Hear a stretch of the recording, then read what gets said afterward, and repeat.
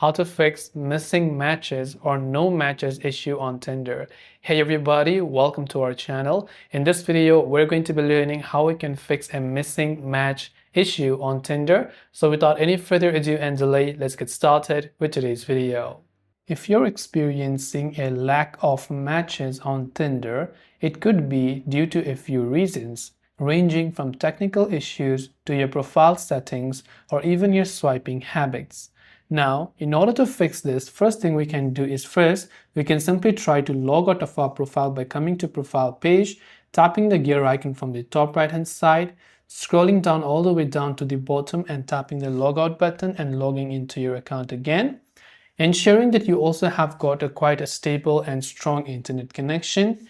Or you can also try to delete and reinstall the app.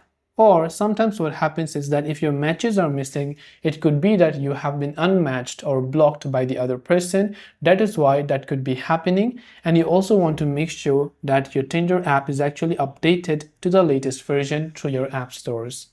That is all for today's video. I hope the video helped you. If you have any questions, do feel free to leave them down below. Thanks for watching and see you in the next video.